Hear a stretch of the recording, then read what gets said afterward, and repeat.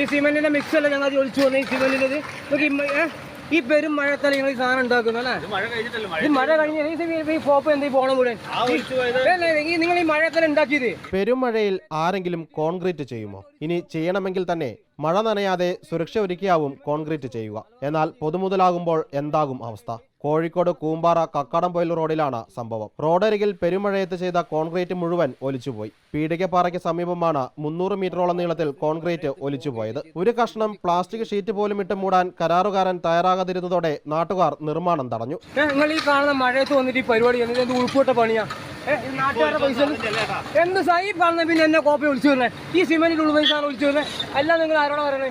Jal Jeevan mission പദ്ധതിക്ക് വേണ്ടി പൈപ്പിടാൻ കുഴിച്ച ചാലുകൾ മൂടാൻ ചെയ്ത കോൺക്രീറ്റാണ് മഴയിൽ ഒലിച്ചുപോയത്. രാവിലെ പ്രവൃത്തി തുടങ്ങാൻ വന്നപ്പോൾ തന്നെ നാട്ടുകാർ മുന്നറിയിപ്പ് നൽകിയിരുന്നു. കൂടരഞ്ഞി പഞ്ചായത്തിലെ 6ാം വാർഡിൽ 100% ചട്ടവിരുദ്ധമായി ഉദ്യോഗസ്ഥരുടെ അസാന്നിധ്യത്തിൽ കോരിച്ചൊരിയുന്ന മഴയത്താണ് ഈ കോൺക്രീറ്റ് നിർമ്മാണം നടത്തിയത്. കുത്തി ഒലിച്ചു വരുന്ന വെള്ളത്തിൽ സിമന്റ് 100% തന്നെ ഒലിച്ചു പോവുകയും വെറും മണ്ണും കല്ലും ചരളും വേറിട്ട് കിടക്കുന്ന അവസ്ഥയാണ് ഇവിടെ ഉള്ളത്. അതുകൊണ്ട് തന്നെ കുറ്റമറ്റ അന്വേഷണം നടത്തി കരാറുകാരനെതിരെയും കമ്പനിക്കെതിരെയും സ്ഥലത്തുണ്ടാവേണ്ട ഓഫീസർക്കെതിരെയും കൃത്യമായ നിയമ നടപടി സ്വീകരിക്കണമെന്നാണ് ഇവിടെയുള്ള മുഴുവൻ നാട്ടുകാർക്കും ഐക്യകണ്ഠേന പറയാനുള്ളത്. ഈ റോഡിലെ തന്നെ നിലവാരമില്ലാത്ത നിർമ്മാണത്തിനെതിരെ നാട്ടുകാർ നേരത്തെ വിജിലൻസിൽ പരാതി നൽകിയിരുന്നു. ഇതിനിടയിലാണ് മഴയത്ത് കോൺക്രീറ്റ് ചെയ്ത് വീണ്ടും കരാറുകാരൻ വീഴ്ച വരുത്തിയത്. Reporter Sinoj Thomas, in reporter, Kozhikode.